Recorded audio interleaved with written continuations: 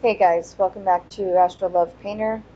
I wanted to walk you through a video how to look up your own chart on astro.com. And I've included this explanation in a few videos, but I wanted to just give a separate one so it's easier to find.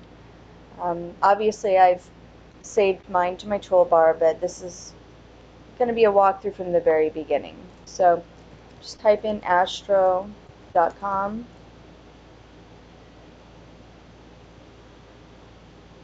I'm going to go to free horoscopes, extended, put in the name. We're going to work right now with the Leo new moon that's coming up. Actually, I already have the information in there, but so you would just here put the day you were born, choose the month you were born, the year you were born, time. Time is so important, guys. And then we're going to start from the very beginning so you see how this works. Choose your country, your city,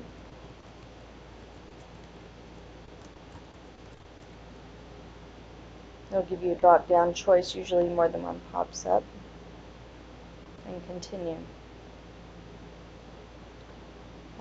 For now, unless you've ever worked with charts, leave all of these as is, okay? If you want to see transits, then you can put in the date of the transit. You can put today's date. You can put an upcoming date. So, you know, an event that's coming up, you can look back and see what happened on a certain day. But for now, we're leaving all that as is. And then you can come down here, if you're asteroid savvy.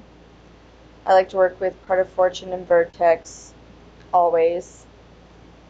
I use true mean instead of mean node, or true node, excuse me.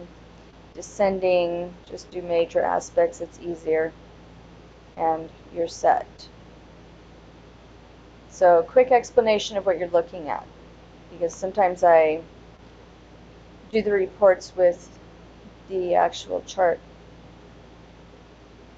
This shows you your name, whether you're male or female. You were born on this date, you were born at this time, in this location, and these are coordinates. This is universal time inside real time. So by default, this uses the Placidus system. That's perfectly fine. Oh, excuse me. I did not sleep till 4 a.m. It'll list the sun sign and the ascendant.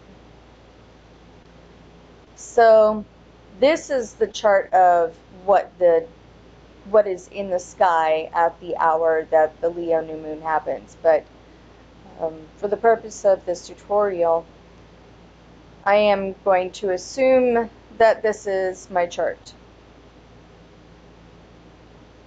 And we'll go back to that. So if this were my chart, or your chart, and you're looking at it, here are the most important points.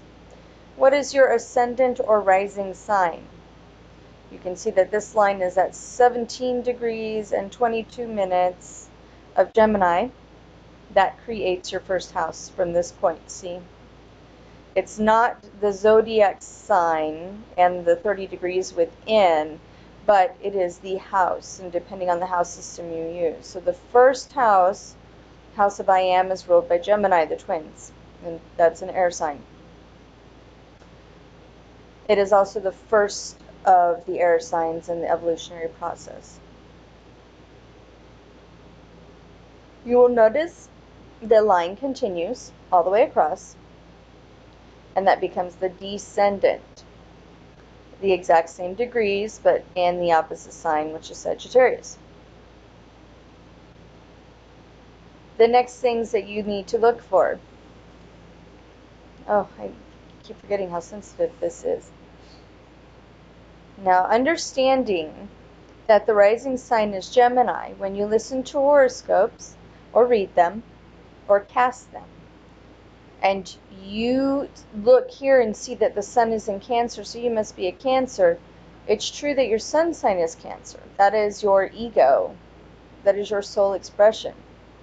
However, when you listen to a horoscope, you need to listen to it from your first house. In this case, you should be listening to Gemini because it rules half of that house. See, half is Gemini and half is Cancer. There are times when you might feel pulled more towards the Cancer side.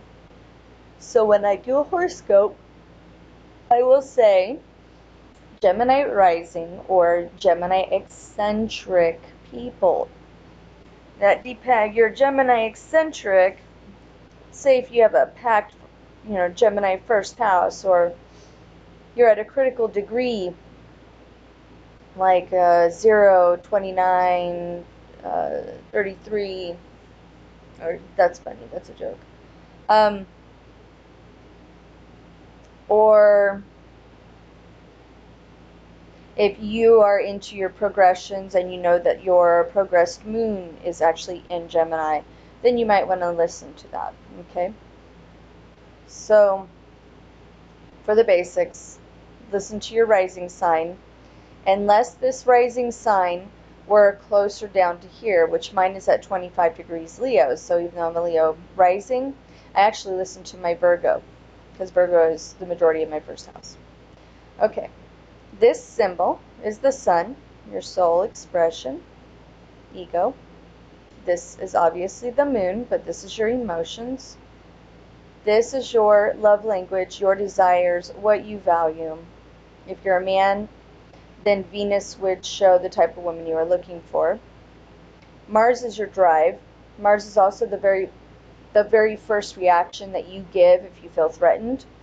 And since it's, well, actually, this is Mars and Leo, so that's going to be someone who puffs up their chest and the pride and ego gets inflamed. Then you have North Node. This is the sole purpose for this chart. Mercury, this is how you process, think, communicate.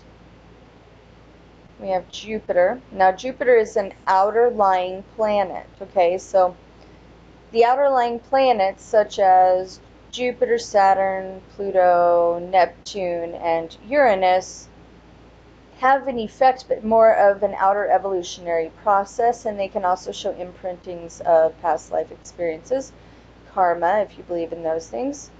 For instance, in this chart, this person has Saturn retrograde. So they have experienced something very heavily with the patriarchal imprinting.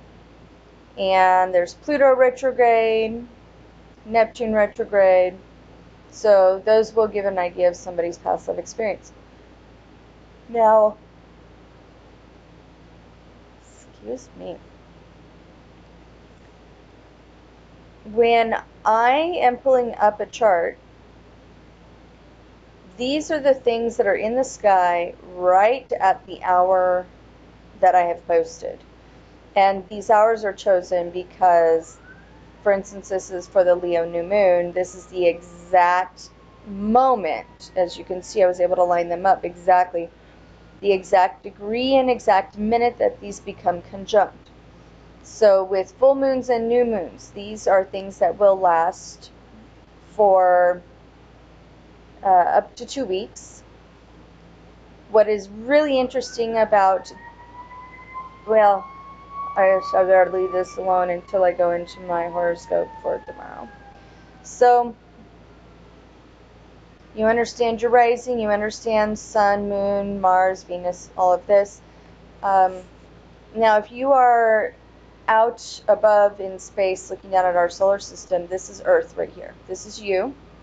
That's why I'm a Geocentric Astrologer, because I do it from the basis not of us revolving around the sun, but where we stand, so it's our perspective.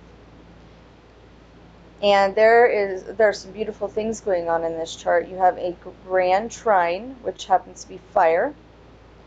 We have something called an iron butterfly right here. This is something that creates incredible stamina and stability, something that cannot be shaken. And then you have this right angle triangle right here. This is something that creates tension, and it's funny that Neptune is what is creating tension because it dissolves things. And this is a